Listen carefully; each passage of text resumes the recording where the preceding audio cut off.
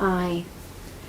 We are looking at things that were inquired of by seekers or Christians to Sundar Singh. In this case, this is a Christian who is inquiring of Sundar about the witness of Christians in their land. This is the way the question is put. Haven't you visited America and Western Europe? What did you think of our Christian witness and heritage?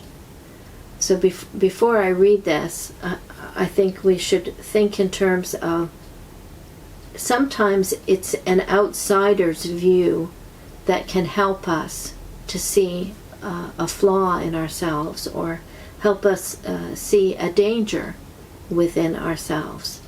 So here are some of the responses of Sundar Singh about his visit to the Western culture. He says, "There are many people in India and around the world who would like to hear about the Master. These people need witnesses to the truth, but not Western culture.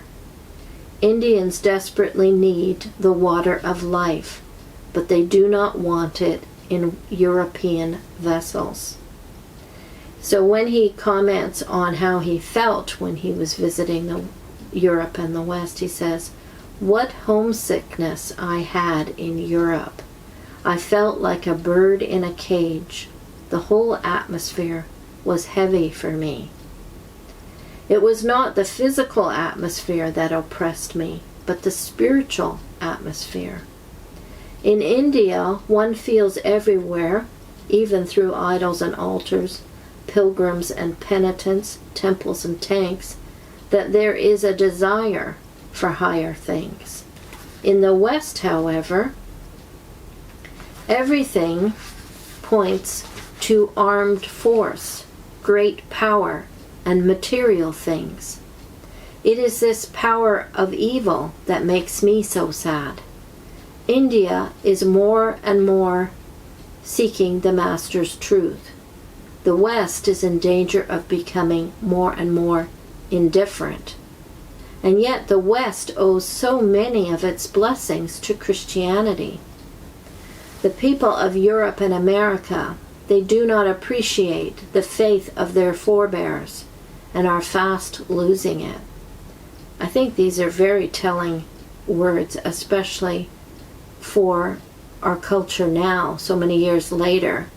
I think we see what he's saying actually happening.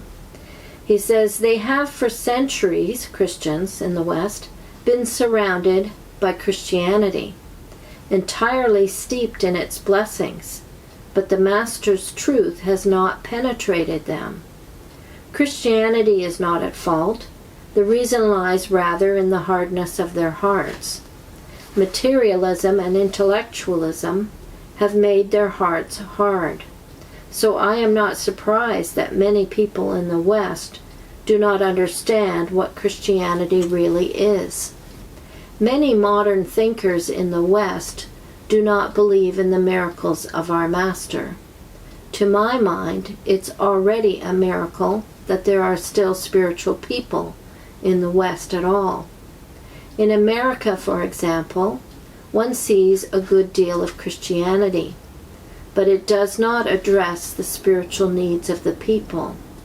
Just as salty seawater cannot quench thirst, much of American religion cannot satisfy a spiritually thirsty person because it is saturated with materialism. Although America is a Christian nation, there are many sincere Christians in America. The majority of the people have no faith. There, where it is easy to have religion, where religion is offered on every side, and no one is persecuted for their beliefs, life should be peaceful. Instead, there is a mad rush and hustle and bustle after money and comfort and pleasure.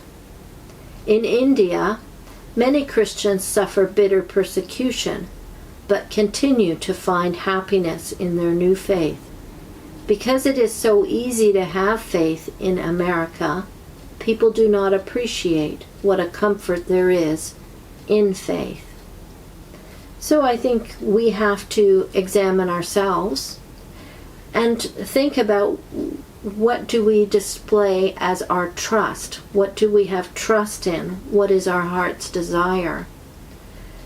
And ask ourselves, if someone is looking at us, our speech, our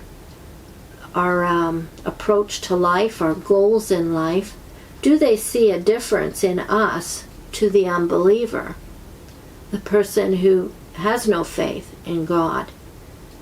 Are they pursuing and trusting in the same things as us? There should be a difference. So I think this is something that we as Christians should reflect on. It's maybe a little bitter a pill to swallow, but materialism is a problem in the affluent societies of the West.